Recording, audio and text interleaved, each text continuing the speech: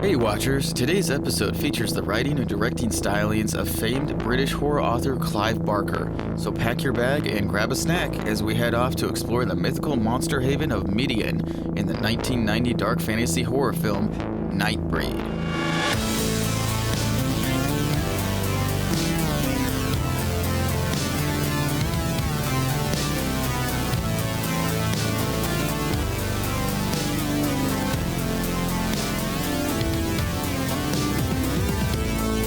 Welcome to the Midnight Watch Podcast, the show where we discuss classic, cult, and modern classic movies.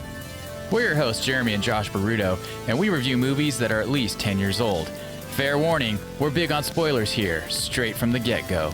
We rate these movies in 4 categories. Number 1, the level of impact and success it had when it was released. Number 2, how relevant is it today? Number 3, our own personal enjoyment of this movie.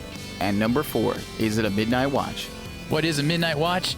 It's a film which completely captures your attention, drawing you in. No matter what time or what part you start watching the movie, you have to finish it. So Josh, have you ever read any of Clive Barker's books? No. It's funny because being a, huge Stephen King fan, I don't read a lot of other horror authors. I mean, I've read Lee Straub, the guy that he Lee Straub, sure, yeah, the dude that he wrote a couple of books with, which now I just completely forgot the 2 that he wrote. Oh, you talking about Black House and then like the Talisman? Yes, the Talisman. That was the one I was mainly trying to think of, which is an awesome book. I love that one. That's has more of his Dark Tower-ness to it. Yeah, and those characters are in it, which is awesome. Right. I tried to read. I thought that was Peter Straub. Peter Straub. Did I say Lee? You said Lee, and I was like Lee. Like I was like, that's the guy that writes the Jack Reacher books, Lee Childs. Right. Not Lee Childs. No. Yeah. I knew it was Straub, and I just forgot his first name. But anyways, I tried to read him, and I don't think I finished the book. Anyways. I digress. Yeah, there just haven't been many other horror writers that I've really enjoyed. And a big part of it is just not that and I've said this forever, I don't necessarily love Stephen King because of his horror content. I just think he's a master storyteller. Yeah. And I've always loved everything that, any story he's got to talk about. The characters are always so rich and intriguing. It doesn't matter what the vehicle is to propel the story, Right. No, I definitely. In my opinion. But yeah, so definitely agree. I've known about Clive Barker for a long time, and I've just never read him. I kind of want to now, just because I know he's pretty influential. Yeah. Obviously, as a writer, but also, the movies. I mean, Hellraiser. That's a pretty landmark franchise in the horror genre. Right, which is pretty impressive that he actually wrote and directed that, because obviously, Stephen King and him are not the same level with directing wise. It's just, I think that's really impressive that he directed the first movie. I think there was like 1 or 2 other films that were adapted from his work, and then he adapted Hellraiser from his own story, The Hellraiser Heart. And yeah, landmark film, definitely one of like the classic monsters. When you see Pinhead, like even if you don't know his name or anything like that, you recognize him, and that's pretty cool. Right. And yeah. And so this one was his follow-up movie, Nightbreed, which originally was based off his short story, Cabal. I have not read that. I've read some of Clive Barker's stuff. I read a collection of short stories that he did, which was really creepy. And I feel like he's a little bit more mythical and mystical than Stephen King. Because Stephen King, he'll get more into like alternate dimensions and stuff like that. But Clive Barker goes straight up religious attributes or like mystical type of things, and so he's got lots of symbolism in his books, and and it's very different. But I actually find his work to be actually a lot creepier than Stephen King's, because it's I would dare say it's darker. But I think that's also because Stephen King, the more you read him, the more you realize he does actually have rules in place for his own horror. Like everything does make sense. It's not like a Cthulhu type of beastie thing where it's like beyond your imagination. You can't figure, Right. like it's words can't explain it. He does have an actual his own world, which is, it's still creepy, like the Overlook Hotel. That's like it's how that's just like omnious presence or something like that. And we do know he is a sucker for like a happy ending. Yeah. In some way, which is probably why most of the endings to his stories aren't great. Well, nah, I don't know. I don't have an answer for that. Yeah, I don't know. Right. I think if there was an answer, then he would hopefully figure out how to do that. Yeah, back to Clive Barker, though. He doesn't like organized religion, but he has a lot of religious stuff in his movies, and I'm sorry, his work. And it's interesting. I guess he was on some show in the 90s, and somebody was bashing him, and then he claimed that he was a Christian. And so I don't know.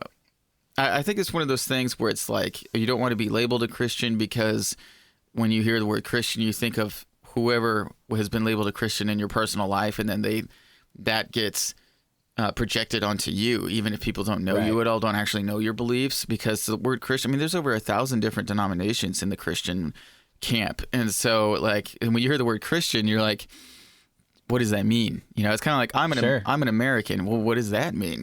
That's all over the place. But that's right there. That's hand in glove. A lot of people consider themselves, I'm an American and I'm a Christian, because being a Christian means you're American, and being American means you're a Christian. And it's just this, I'm a Christian. Has nothing to do with faith. Oh yeah, it's everything to do with tradition, I think, more than anything. Oh yeah, but I think that sometimes gets mixed up with religion because of the traditional stuff in religion as well. No matter what religion you're from, there's lots of different things like that have been handed down. But I agree, specifically in America, for sure. So with this one, it's interesting because you get a little bit of it. Like, for example, I mean, the name Midian that they're trying to find, that's in the Bible. And so they base off like some of the monster stuff loosely off of some items in the Bible, some words that are dropped. And I find that fascinating. Now, Midian was, at least in the Bible, it was a pagan culture. Yeah. So let me drop some knowledge real quick. This is directed by Clive Barker. This was written by Clive Barker, the story, and it says the screenplay potentially was ghostwritten by, I can't remember. There's a different person that was potentially ghostwritten by. Clive Barker actually is also known for, I didn't know this, he wrote the story and screenplay for Candyman, which is another landmark horror series, and the remake for that's coming out later this year, so I'm excited to see that. And then let's see here. The score was surprisingly by Danny Elfman. I did not know that until I watched it again this time.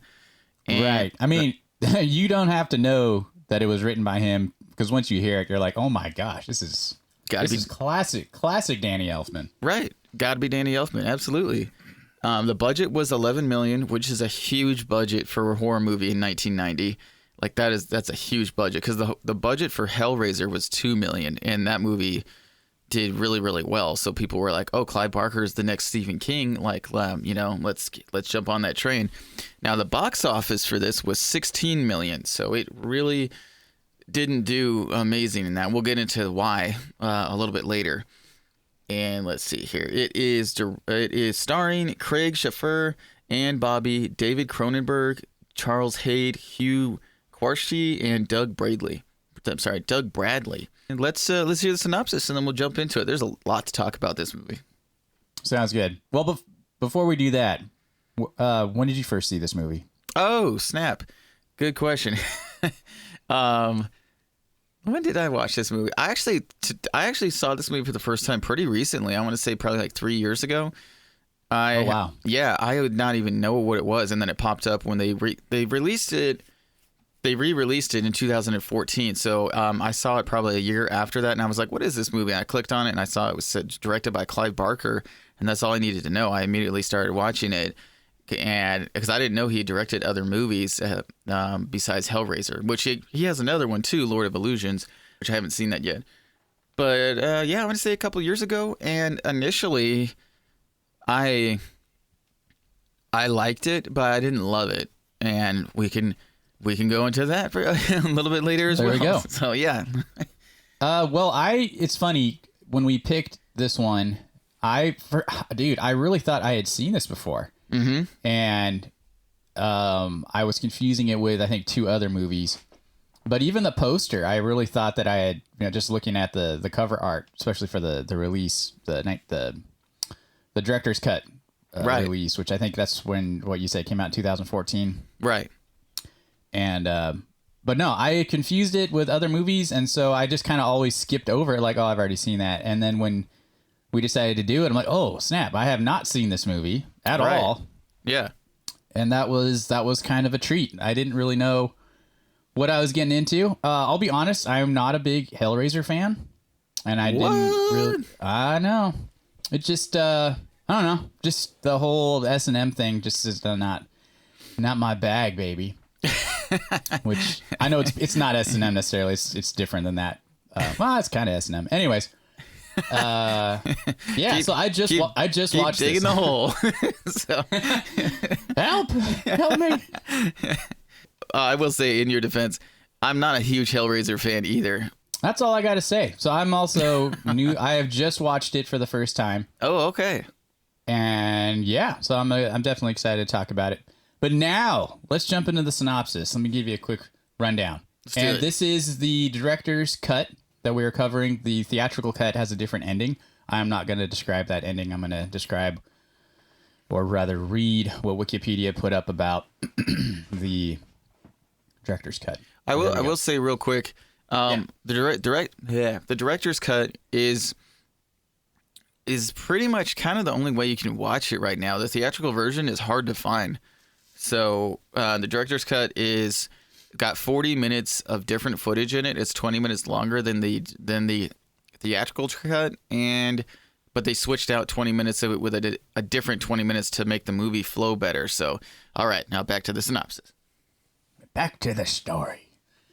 Aaron Boone dreams of Midian, a city where monsters are accepted. At the request of girlfriend Lori Winston, Boone is seeing psychotherapist Dr. Philip Decker, a serial killer who convinces Boone that he committed Decker's murders. Decker drugs Boone with LSD disguised as lithium and orders Boone to turn himself in. Before he can do so, Boone is struck by a truck and taken to a hospital. There, Boone overhears the rants of Narcissus, a seemingly insane man who seeks to enter Midian. Convinced that Boone is there to test him, Narcissus gives Boone directions to the hidden city before tearing the skin off his face in order to show his true face. He is quickly subdued by hospital staff, and Boone leaves. Boone makes his way to Midian, a city beneath a massive graveyard in the middle of nowhere. Upon encountering supernatural creatures Kinski and Peliquin, Kinski says they should bring him below, but Peliquin refuses to allow in a normal human. Boone claims to be a murderer, but Peliquin smells his innocence and attacks him, biting him. Boone escapes, only to encounter a squad of police officers led by Decker. Boone is gunned down after Decker tricks the police into believing Boone is armed. Due to Peliquin's bite, Boone returns to life in the morgue. When he returns to Midian, he finds Narcissus there and is inducted into their society by the Nightbreed's leader, Dirk Lylesburg. In an initiation ceremony, Boone is touched by the blood of their deity, Baphomet. Seeking to understand why Boone left her, Lori investigates Midian. She befriends a woman named Cheryl Ann and drives to the cemetery with her. Leaving Cheryl Ann at the car, Lori explores the cemetery where she finds a dying, wolf-like creature. A woman named Rachel, a Nightbreed with the power to transform into smoke, pleads from the shadows for Lori to take it out of the sunlight. Once in the shadows, it transforms into a little girl, Rachel's daughter, Babette. Lori asks about Boone, but is rebuffed by Lylesburg and scared off by Peliquin. While leaving the cemetery, Lori discovers Cheryl Ann's corpse and her attacker, Decker. Decker attempts to use Lori to draw Boone out of hiding. Boone rescues Lori, and Decker learns Boone cannot be killed due to his transformation. Decker escapes, and Boone takes Lori into Midian. Rachel explains to Lori that the monsters of folklore were peaceful beings who were hunted to near extinction by humans. Lylesburg banishes Boone and Lori from Midian. Decker learns how to kill the Nightbreed and murders the residents of the hotel where Boone and Lori are staying. When Boone discovers the crime scene, he uncontrollably drinks the blood. The police find Boone and take him into custody. At Decker's urging, the police form a militia led by Police Captain Eigerman. A drunken priest named Ashbury joins them as God's servant in their upcoming battle against Midian. Lori, Rachel, and Narcissus rescue Boone, and the four return to Midian, where Boone convinces the Nightbreed to fight. During the battle, Ashbury learns there are women and children amongst the Nightbreed. When he tries halting the attack, he is beaten by Eigerman. Ashbury finds the idol of Baphomet and swears allegiance to it. When he is splashed by its blood, he is burned and transformed. Boone learns from Lylesburg that Baphomet plans to destroy Midian. Boone argues to release the Berserkers, a monstrous, feral breed that were imprisoned due to their insanity. When Lylesburg is killed before he can open the cages, Boone releases them, and the Berserkers turn the tide of battle. Decker confronts Boone and is killed. When Boone faces Baphomet, Baphomet says that Boone has caused the end of Midian, which had been foretold. Baphomet charges Boone with finding a new home for the Nightbreed and renames him Cobble. And this is the alternate ending in the Cobble cut and the director's cut of the film. The Nightbreed await Boone in a barn whilst Boone says his goodbyes to Lori, as he must find a new home for the Nightbreed. Boone promises to return to her, but fearing she'll become old, while Boone will retain his youth and immortality, Lori stabs herself, forcing Boone to resurrect her as a Nightbreed. Narcissus is killed earlier in the battle by Decker, so he's not present during these events. Meanwhile, Captain Eigerman wanders the underground remains where he stumbles upon the transformed Ashbury, who now desires revenge. Eigerman shares this desire, but Ashbury rejects Eigerman's offer, kills him, and starts his hunt for the Nightbreed. The surviving Nightbreed watch Boone and Lori in the distance. Kinski tells Babette that Boone will return soon, perhaps the next day, to lead them to a new haven. Boone and Lori appear or are shown as part of a prophecy in a Nightbreed painting. And then this part, dude, I totally didn't watch the end of the credits, but I guess Decker resurrection as a post-credit scene. Yeah, I totally didn't see that. I didn't either. I read that and I was like, what? And I was trying to rewind it I watched this on Amazon Prime. And yeah, apparently either I just couldn't, it didn't show it, or I didn't rewind it to the spot, but I didn't see that either. Okay. Yeah. I mean, because for sure I didn't watch it. Mm-hmm. And I didn't feel like it was necessary to go back to see that, but I don't know. I watched it on Tubi. Oh yeah. I don't know. Tubi's the way to go, dude. That's when I first watched it. And I mean, now it's on Prime, but yeah, I watched it on Tubi originally. So, to fix my mess up earlier in the episode, it was Mark Frost, actually, who was one of the co-writers on the show Twin Peaks. He actually ghost wrote the screenplay for this movie, even though it is based off of Clive Barker's work, Cabal, which is from one of his books of blood that he did. So, which I don't know, though, if that's a compliment. Let's jump into this movie real quick. I mean, no shade on Mark Frost with Twin Peaks. Twin Peaks is awesome. But just regards with this Nightbreed, like, so there was kind of a lot of drama that happened behind this. This reminds me of the newer Fantastic Four movie that came out, where like the studio they got the pitch from the director and they're like, oh, okay, yeah, that's that. You made something before that was really popular, so yeah, go ahead. Here's that. And then when it started showing up with what the director had originally envisioned, the production company, the studio was like, what are you doing? Like, this doesn't look like it's gonna be good or all. And then they just took over and butchered it. Like, this movie was over 2.5 hours long originally, and they made him cut it down to an hour and a half, dude. Like, that's insane. We've seen other movies like that where it just totally wrecks the movie. Right. Well, after reading about what all this movie went through, and you had just given me the heads up like, hey man, this is the only one worth watching, this director's cut, because the first one was so badly chopped up. Right. So I watched it, and it's funny to me because I still feel like this movie doesn't make a whole lot of sense. I mean, it's you can barely kind of follow along. Right. So, and this isn't even the original cut movie, the way that he wanted to put it together. They had to, they found some of the old footage and then kind of slapped it together. Right. To create this version. But dude, I'd swear this was like reading about DC butchering their movies. And, I know. Yeah. Putting Zack Snyder, what he went through with them backseat creating these films, a bunch of suits, doing it. So it's ridiculous how this movie never had a chance. It really didn't. I mean, it was even marketed as a slasher film, and it was marketed as like the monsters being the bad guys, but that's the whole hook of the movie, is like you think that they're the bad guys, but then like it shows pretty pretty early on in the movie that like, no, these people are just misunderstood and they're violent and vicious because they've been on the run for so long. And so, one thing I thought was interesting was that Clive Barker was under contract required to make a rated R movie, probably because of based off of the success of Hellraiser and his reputation and whatnot for the type of horror he does. But because of Danny Elfman doing the music, which is phenomenal. If there's one solid, cohesive piece to this movie, it's the soundtrack. It is awesome. It is, you feel like you're listening to the music from the first, Tim Burton's Batman or Nightmare Before Christmas. I mean, it's just solid, classic, spooky Danny Elfman. Right. Well, this was actually that he wrote this score right after he did the Batman soundtrack. So it definitely carries over. It does. It's very fresh. This is definitely what he was doing. But to me, because of that, the vibe that the music lends to it, to me, it feels like this could have been like a really awesome PG-13 movie too, because you do like the monster. Now there's definitely some parts where you're like, yeah, that's not for kids. Some of the monster stuff. But at the same time, I feel like if they could have just dialed that down a little bit, this could have been like maybe an amazing PG-13, movie where the monsters are the good guys and could have gone that direction really well. I feel like Danny Elfman was a little bit of an odd choice for, what they were hoping for a hard R horror. Right. Well, I feel like he's a little too whimsical for that.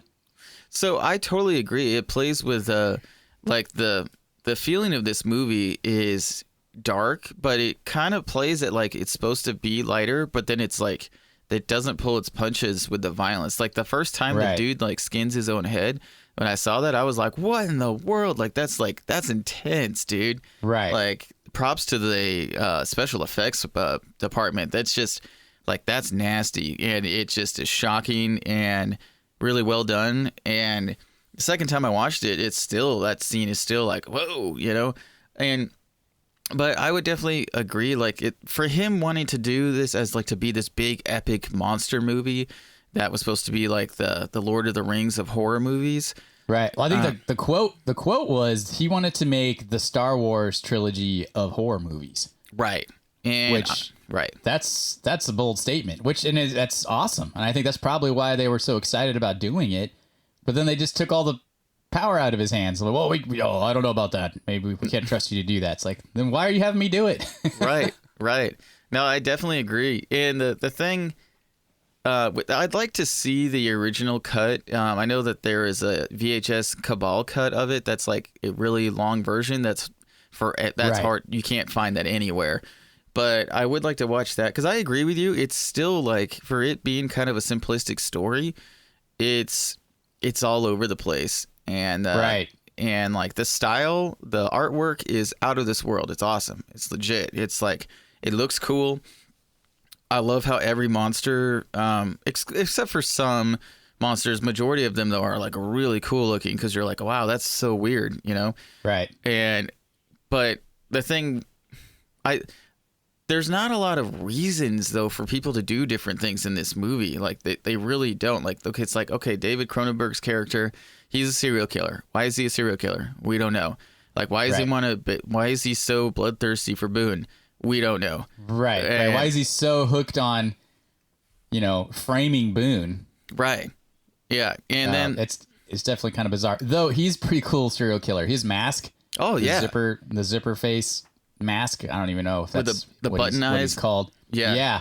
It's pretty cool. And as far as like a legit scary character, like I'm kind of surprised we haven't. Again, I'm not super huge in the horror community as far as maybe at certain Comic Cons you'll see that character, but that seems like it should be a bigger character that you would see people portraying or artwork for it and stuff like that. Yeah, no, I definitely agree. And it's that first opening scene with the family that he takes out is really well done, and that's actually a pretty scary scene. Like it's creepy. It's fast. And they're such a normal looking family. I mean, the mom's overweight, dad's, I mean, they're so normal. They're not a Hollywood looking typical family.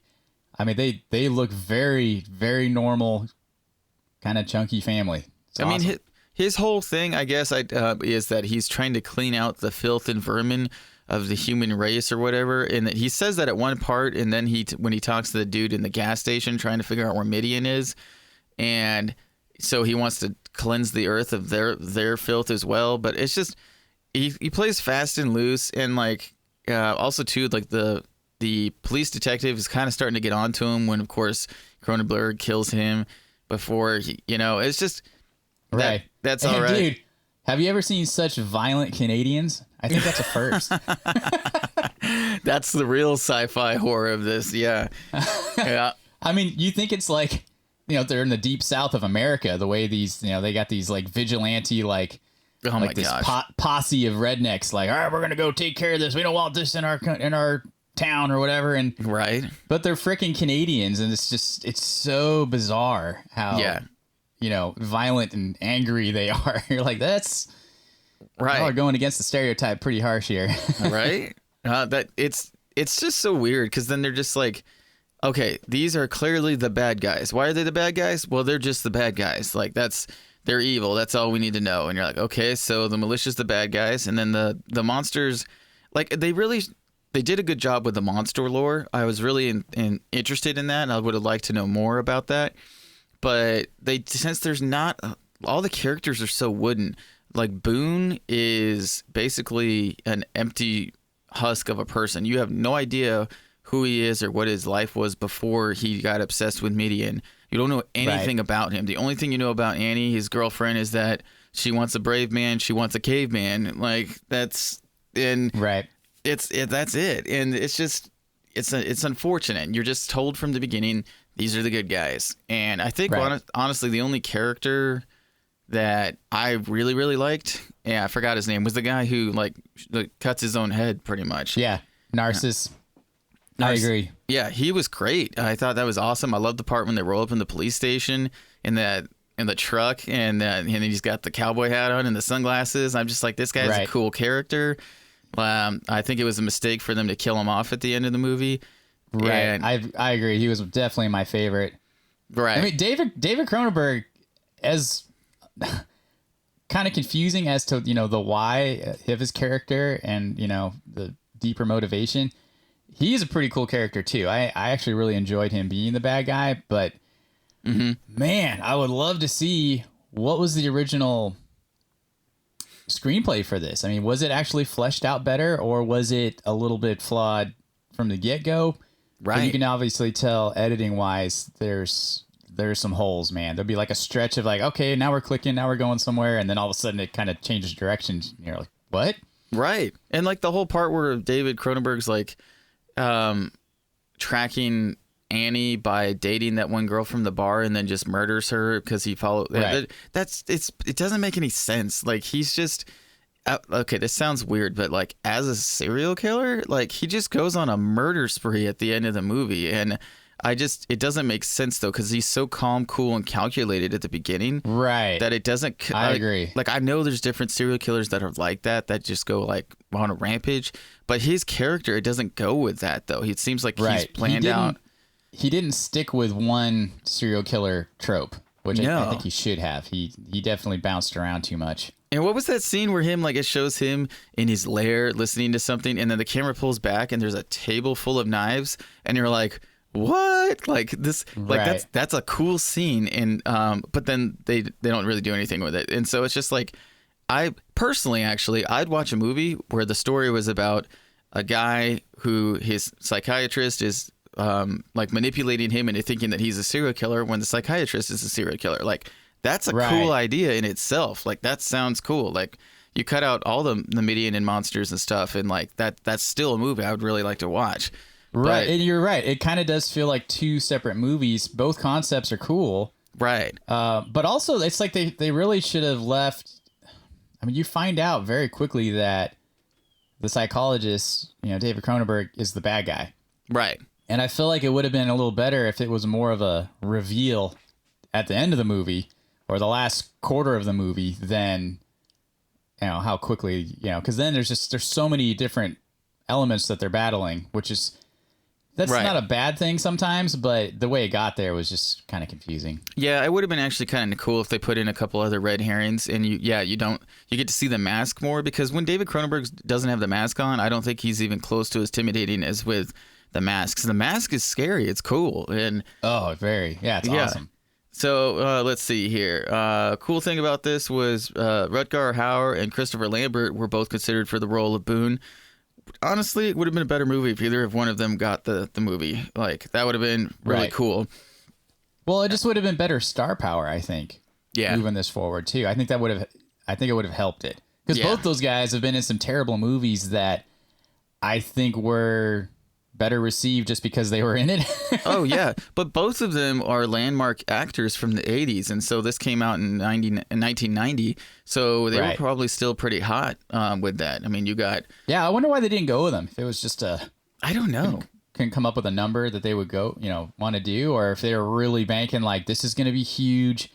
Let's get our Mark Hamill, kind of our unknown guy, which I don't really know much about that actor. I should have read more about him before. I don't either. Like, I don't think he's done a lot of stuff, but yeah. I mean, I think part of it's because this movie didn't do very well, so it probably might have stunted. Sometimes, if you're just kind of up and going and your movie's not good, then you don't take off like you're expected to. Oh yeah, Now, dude, total rabbit trail. But what's his face who did John Carter and that Battleship movie? Taylor the same Kitsch? year? Dude, oh my gosh, that's exactly who I was thinking of. Yeah, when I said he that. should have been, and he's great. Like, he's a cool actor. He's been in some other, had some great roles in other movies. I mean, he was Right. supposed to be the new. Basically, he would have been the next Chris Pratt before Chris Pratt kind Right. of a character, or any of the Chris's. Really, pick your take your pick. But he was supposed to be that guy, the next A-lister, and he just got stuck in, Right. unfortunately, in two turds in 1 year. Well, he was in 3 movies that year, actually, with the Oliver Stone movie. Oh right, That shoot 'em up movie. I totally right. blanked on that. What's that called? Savages. I know they're wearing the And- luchador masks. Yeah, and it looked freaking cool, and then you watch it, and you're just like, what? Like, it's just, I know. It's just that was not disappointing for a fun. different reason. yeah.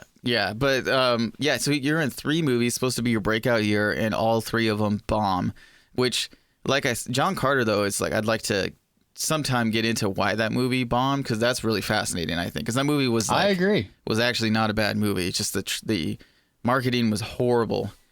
But Yes. anyways, Trailers are terrible too, but yeah, we'll get into that later. yeah. So this one, it was originally supposed to be a trilogy of films. And let's see here. The sequel hook was actually forced on them, which I guess at the end.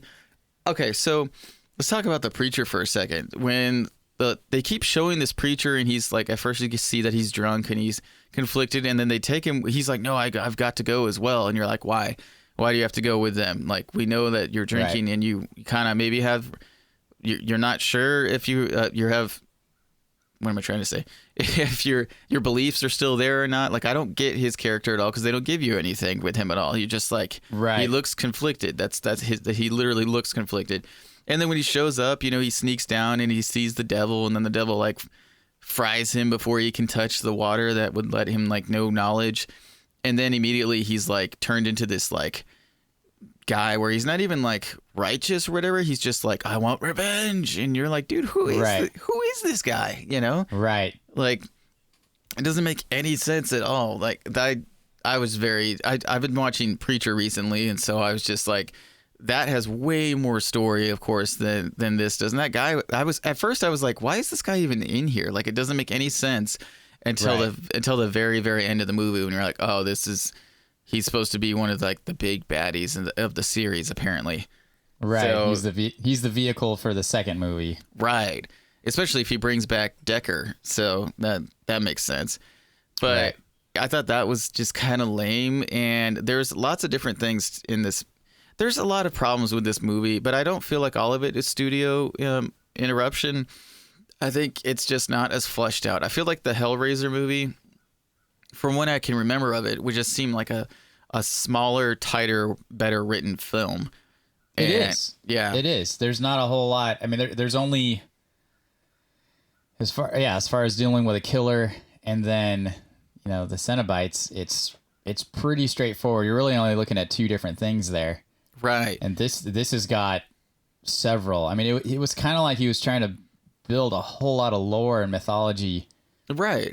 into one film, where it probably would have been better if knowing going forward that, the second film will explore a little bit more of the mythos instead of just like trying to dump it all onto the first movie. And again, I don't know, man, maybe the first screenplay fleshed it out a little bit better. I don't know. We hopefully we'll find out someday that if they release that or just release the original screenplay online, that would be cool to be able to read that. 'Cause, right. Yeah, I agree, because I just definitely there's big holes in this story, and I don't know if they're out there and it was part of it and they got it cut and we'll never see the light of day, or if it wasn't there in the first place. Because right. I think we can both agree though that there's something special with this movie, and there's a reason why the studio, I think in the first place, was excited to have him make this movie. I mean, it could have been pretty awesome, very, epic, huge. I mean, I agree. It could have been in its own way the Star Wars of horror movies, as far as this grand saga, this giant horror sci-fi space opera, not a space opera, but an opera. That's the sequel, Nightbreed in space. Yeah. Right.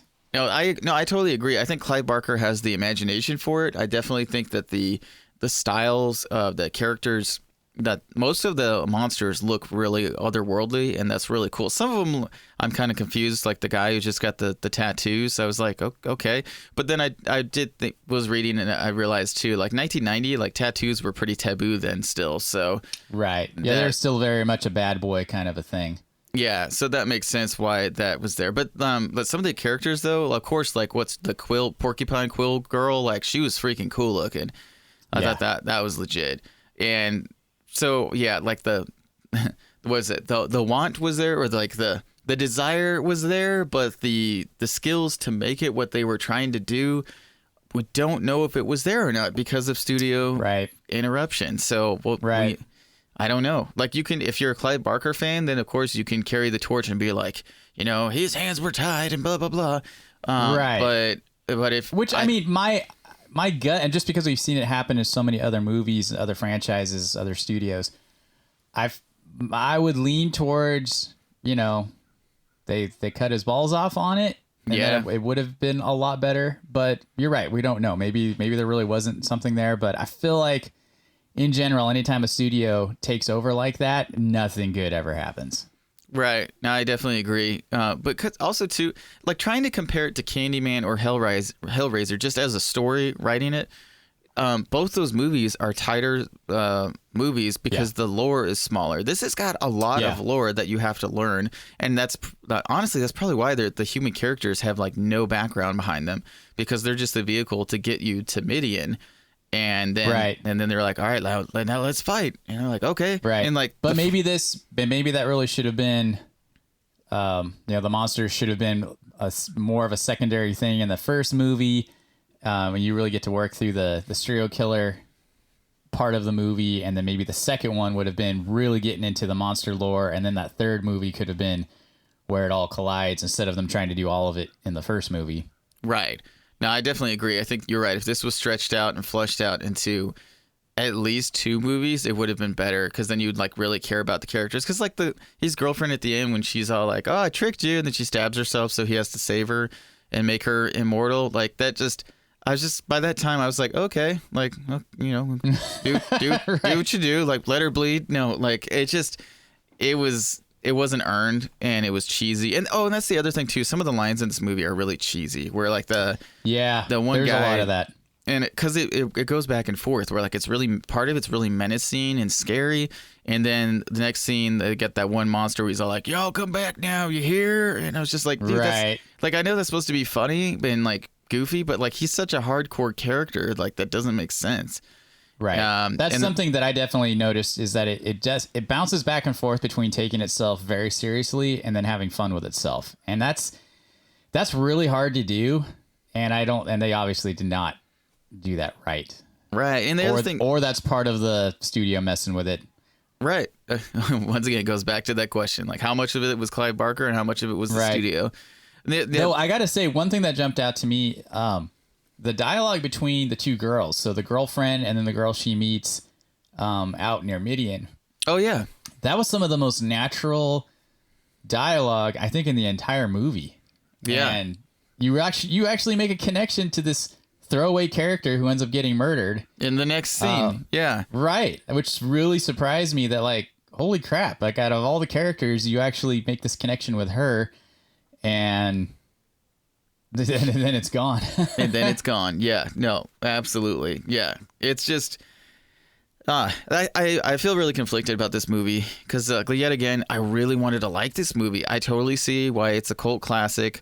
There's a lot of special stuff in this movie that is really cool, and there's so many parts of it where I'm just like, oh, that's cool, I like that, but like all combined together, it misses the mark for what it was trying to do, in my opinion. Oh yeah, no doubt. To me, it kind of feels like the overall tone, and part of this is, or a large part is because of Danny Elfman, but even aside from him, just how the monster design is and a lot of the set work and whatnot, it sort of feels to me like Tim Burton and Guillermo del Toro did a collaboration. There's a little bit of that vibe.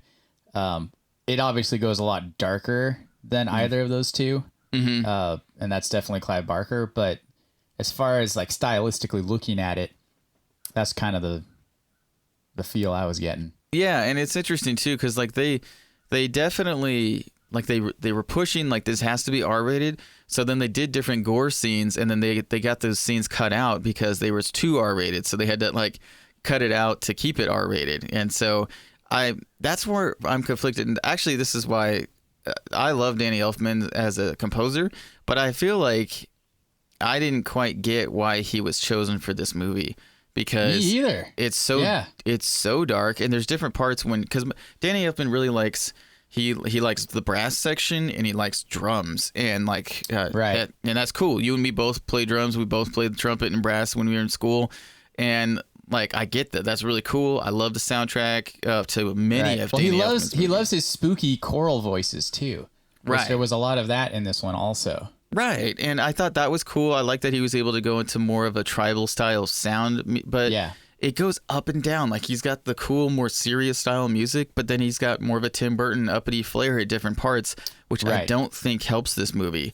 And no, it doesn't, and that's why I was also confused. Where it almost, I think a mistake, and when I read this really kind of lit me up. But anytime someone is like contractually, you need to make a rated R movie. Right. I mean, to me, are we making a good movie or are we making a rated R movie? Right. Because if they could have I'm just saying maybe this could have been a perfect PG-13 movie that just kind of rode the line of becoming R versus like, no, we need to make it R. We need more blood. We need more boobs. You know, whatever it was. Right. Exactly. They're trying to push it. And I think that's a mistake of creating a good piece of art. Let it be what it is. Right. No, I definitely agree, and market it with what it actually is. That's why some movies... Oh my gosh, that was a huge mistake. That's why some movies fail, is because they get marketed as one type of movie, and you go to watch it, and you're like, that was a lie. Like that's not at all what the movie's about. And then you get mad at the movie, and it's not the movie's fault. If you knew this movie was it was a monster movie, just the basic sentence of it's a monster movie. Whether they're good or bad, you at least know what you're getting into. To call it a slasher pick, yes, that's a big part of the movie, but it's not enough of the movie to, that's where the monsters part just take it, way into left field. Right. And I think the slasher part of it with this, the doctor being a serial killer, it's a cool idea, but I think it does take away from it takes away from the story with Midian and the monsters. And I think it should have been more of a simplistic setup for Boone and then have a better antagonist, because Decker, I think, is, in a weird way, it doesn't make sense why he's the antagonist of this film. Like, it doesn't make sense to me. And so, like, you guys, like, if I'm totally wrong on this, like, please let us know. But like, I didn't understand why Decker is just hell-bent on setting up Boone, why he hates Boone so much. It's not like because at first I thought like maybe he wants to be immortal, he wants the power or whatever. No, he wants to just kill everybody. And so I'm just like, Okay, like, but then It would have been a lot cooler if either they just really went committed to his character and explaining what's going on here, make it the focal point of the first movie. Mm-hmm. I think really could have. It still would have been a little bit weird why that would be part of this trilogy, why it really has anything to do with the grand scheme of these monsters having a place to live peacefully. Right. But at least we could have understood his character better, and maybe it would have been done a little more justice. Since, right. Like we both agreed, it's a cool, like the serial, when he's got the mask on and he's doing all the killing and everything, he's a cool killer. Right. No, absolutely. And David Cronenberg is very cold and what's the word, clinical in this movie, like when he's talking and stuff, and it's perfect for the role. But and then of course when he goes full on savage at the end, then I feel like he doesn't quite get that right. But I feel like it'd be better if, like, for example, the pastor, play him up, have him be the bad guy from the beginning, where he's just like, show him. And man, especially if Clive Barker has a problem with a religious organization, dude, like, let's that was definitely, it felt like an afterthought the way they added it to it, like, oh, that's right, I forgot I hate organized religion, let me put that in there. Right. So hey, here we've come back around. I think it's our third time circling back to this. Maybe it was just not gonna be a good thing from the beginning. Maybe it was just too many ideas crammed into one project. Yeah, I don't know, maybe it got streamlined too fast. I don't know how fast this movie got tracked, greenlit after Hellraiser, if they were just immediately like, I mean, obviously they threw money at Clive Barker because Hellraiser was a huge hit and, still is to this day, a very popular franchise. So yeah, like Nightbreed, I guess they were expecting to be the next big one. I do think though, I do think it would have done better actually if they called it Cabal, which was what he originally wanted to call it, but then the studio was like, no, change it to something else, and so he changed it to Nightbreed, which it could be anything. That would have been fine if they marketed it as a monster movie. That makes sense. Nightbreed. Monsters. Right. Okay, I get it. Nightbreed, the slasher pick? The heck is that? Right. Sounds like a bunch of... unless it was literally like a group of slasher characters at night. I mean, then, okay, breeding. Cool. It's all about all of these crazy slashers, slasher characters. But... Right. No, it sounds like it's kind of a hot dumpster fire of a mess, which is it is fun in the end. It's got a very cool ending where everything is just so many explosions and insanity happening at the end. So much chaos. It's kind of fun. Right. I agree. Like the end, they got some flack actually when it came out saying that the end was like, the ending is too long. I feel like by the time you get to the end though, you're just kind of chilling and you're enjoying it. You're right, and it's just, you're right. There's explosion after explosion. You're just kind of like, burn it all down. Right.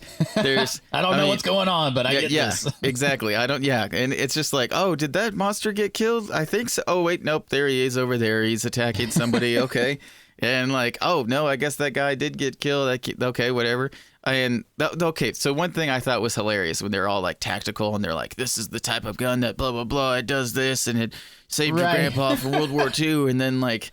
And then they go in, and then they make the dumbest tactical error ever, which I am not in the military. I've never been in the military, but they're like, okay, we know that the sun hurts these monsters, so we're going to set up everything, and then we're going to attack them at night when, like, that just doesn't make any sense. It's like, if you're going to blow up the entire compound, which they eventually do that during the day. And then you have, like, what happened to attacking at dawn, not attack at sunset? I know. It's like you're attacking at their time when they have the upper hand. And so it just, anyways, I mean, it's cool. It looks cool. It looks cooler than it would at night. Explosions work way better at night. Yeah, absolutely. Gunfire shows up better. Yeah. Right, exactly. Another thing, the guy who plays Lylesburg, the leader of the Nightbreed, Doug Bradley, he was actually the character of Pinhead from the Hellraiser films. That's right. And so a lot of the Cenobites were actually monsters in this movie too. And so I thought that was pretty cool. That is a cool little tie-in. Right. So the good news about this, I think we've agreed the mythology of Midian and the monsters is cool. Like that idea a lot. So the good news is a TV show that is a sequel to the movie is in the works at the Sci-Fi Channel and is being written by Clive Barker. So fun. fear not. Like, hopefully, the Sci-Fi Channel has put out some solid stuff when they want to. Like The Expanse, love that show. Such a good show. So I think that if they do this serious, which I hope they do it serious. I hope they don't try to do little tongue-in-cheek stuff. And I hope he has more free reign. Then like go for it. I hope this is like the next Sci-Fi Channel show that just makes people start talking about that channel again. I hope it's not right. I just hope it's not dumb like a lot of the sci-fi stuff. But yeah, they're finally starting, like you said, to get some clout and to be like, oh, hey, they're putting out legit programming. Right. They're not the B content, channel that they've been forever, and it's fine because they were huge because of it. There's a huge market for that. But right. They, like you said, they definitely put out some really high quality sci-fi. I kind of almost wish that they would remake the movie as the first like 2 or 3 episodes of the show and then go on from there and keep this as a cult classic. But at the same time, it is cool that they do a direct sequel to a cult classic movie, because this movie is a cult classic for sure. Like, there's fans that have been wanting over 24 years a better version of this movie, which they finally got in 2014. Well, I think you said it. I mean, it would be cool if they did the whole first season on the movie, because then you could actually tell the full story, flesh everything out. The doctor, the serial killer angle, flesh out the preacher. If you had a whole first season to figure out who the preacher is and why he ends up the way he does, right, that would be awesome. And then you could really go any direction you want. Yeah, it's kind of like what they did with the Dawn of the Dead TV show. Like season 1 was pretty much the movie, and then the show goes elsewhere after that. And so, yeah, did I say Dawn of the Dead? I meant I meant From Dusk Till Dawn. Yeah. How far did that series go? I think it's 3 seasons. Okay. I don't know. I need to finish it. I liked the first season. It was fun. All right. So, any final thoughts about Nightbreed and Midian before we roll into our final verdicts? Nothing. That's it. I think we've beat a dead monster. Okay. All right. So, do you think this movie hit its mark when it first came out in 1990, Josh? No, I think it was definitely it was dead on arrival, unfortunately. So I think I got to give it an F. It definitely brought a knife to a gunfight for sure, and I gave it a D because it didn't lose money, but it didn't really make money, which doesn't make it a success. I mean, if you're gonna put $11 million into it and only make, we don't know how much money went into marketing. That's not included marketing money. So, so I give it a D. And how relevant do you think this movie is today? Oh man, I don't know. For clarification, I used to like rate movies on how relevant is it for like pop culture, but if we're talking about cult movies, then of course they're not relevant because they're in the cult status, which is why people gravitate towards them. Certain people. So I guess you have to take a look as Clive Barker fans or just cult status, 1990s movies. What do you think? So okay. And so this, I had given it a C, and I guess based on, yes, it does have some pretty legit cult status. If you're a Clive Barker fan, you've definitely seen it, and the fact that you said they are gonna hopefully put out a TV show based on it. I mean, that does pull some weight. There's enough interest there, so to continue this idea. So yeah, I think I'd say a C. C. Yeah, I give it a C as well. It doesn't stand out. It's not like Hellraiser where that's a big movie. And, it's a landmark. Yeah, and even Candyman, that's another big one too, for so many different reasons.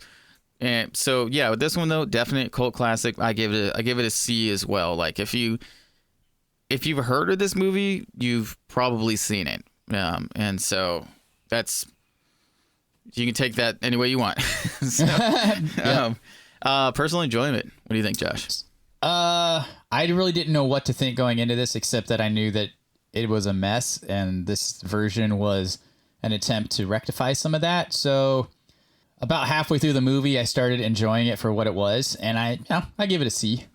Okay, nice. The first time I watched this movie, I was conflicted about it. I walked away from it where I was kind of like, kind of that Robert De Niro face on. We're like, okay, yeah, okay, yep. And so with this, I give it a D because it's just like there's a lot of potential here, and I just feel like the writing's terrible, or at least the editing of it. I don't know. I don't know what the original screenplay was like. Right. So I'm with you. I would lean towards editing first. Yeah. And then writing second. As far as what the problem is. Right. So yeah, I give it a D. So is this a midnight watch, Josh? Nope. Can't say that it is for me. Nope. Yeah. Not for me either. But yeah, but if you like monster films, check it out. There's a lot of cool monster designs in this. If you're a Clive Barker fan, you have to see this movie. It's one of Clive Barker's 3 films that he directed, which I'm kind of surprised he didn't direct more films. I do feel like he is an apt director, Right. Or at least he's not. He does. I mean, consider himself an artist in a broader sense of the term, of more than just a writer. So he definitely, I think, has an eye for a lot of this stuff. I think his ideas, as far as the weird, twisty, mysticalness of his characters, I think he's able to capture that pretty well on film. Yeah, I agree. And he definitely has one thing over Stephen King as well, as he was not coked out of his mind when he made this movie. There you go. Yeah, big difference there. Big difference there.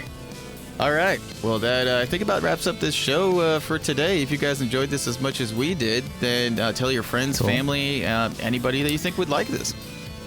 Okay, everyone, you have a fantastic week. And as always, keep up the watch.